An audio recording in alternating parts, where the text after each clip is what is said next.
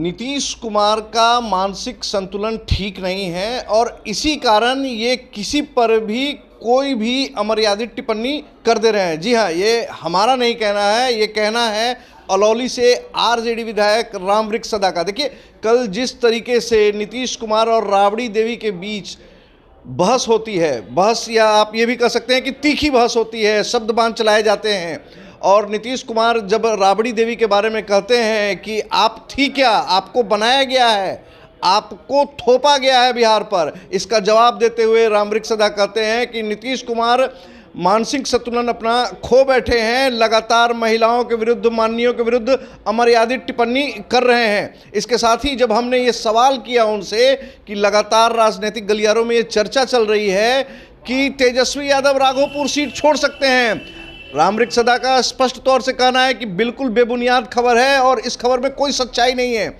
इसके साथ ही जब हम लोग कांग्रेस के नेताओं के लगातार बिहार आगमन पर सवाल करते हैं तो रामवृक्ष सदा कहते हैं कि बिल्कुल उनको आना चाहिए, अपनी पार्टी को मजबूत करना चाहिए, लेकिन जहां तक बात है गठबंधन की तो हमारा गठबंधन रहेगा और आदरणीय नेता तेजस्वी यादव के साथ में, उनके नेतृत्व में महागठबंधन पूरी मुस्तैदी के साथ चुनाव लड़ेगा और एनडीए को धूल चटा देगा। देखिए रामवृक्ष सदा अलौली विधायक क्या कह रहे हैं। बहुत बहुत धन्यवाद। आप जान रहे हैं कि माननीय मुख्यमंत्री जी का मानसिक स्थिति ठीक नहीं है।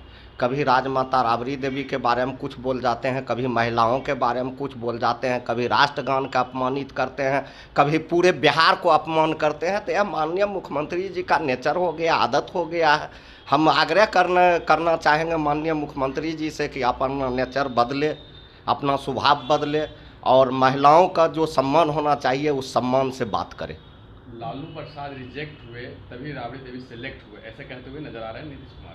शायद पता नहीं है माननीय मुख्यमंत्री जी को, उनको भी बनाने वाले लालू यादव हैं और जब तक वह जिंदा हैं वह रिजेक्ट होने वाले लोग नहीं हैं। इनके जैसा कितना क बनाए हैं, कितना क बनाते रहेंगे।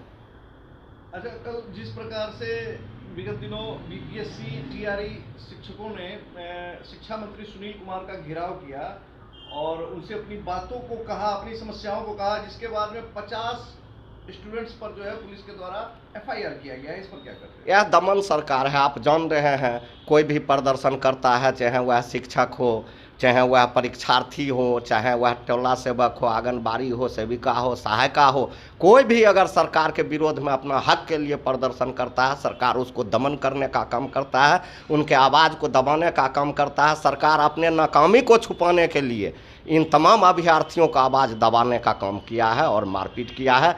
इससे जो है जितना भी परीक्षार्थी है वह सब लोग समझ गए हैं कि बिहार में सरकार विफल हो चुका है और जैनून मांगने पर उनको लाठी बरसाया जा रहा है।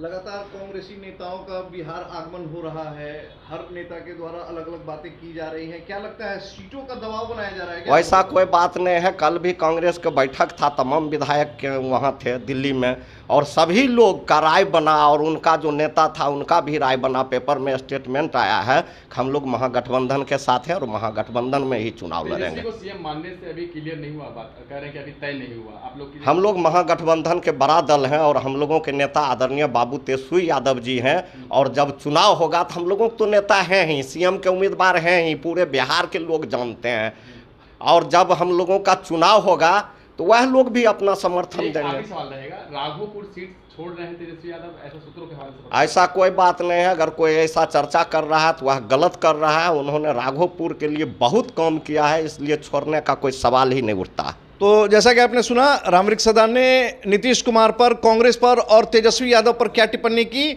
हम चाहेंगे कि आप भी अपने टिप्पणी को हमारे कमेंट बॉक्स में जरूर दर्ज कराएं। खबरों का सिलसिला हमारे साथ इसी तरीके से बरकरार रखें।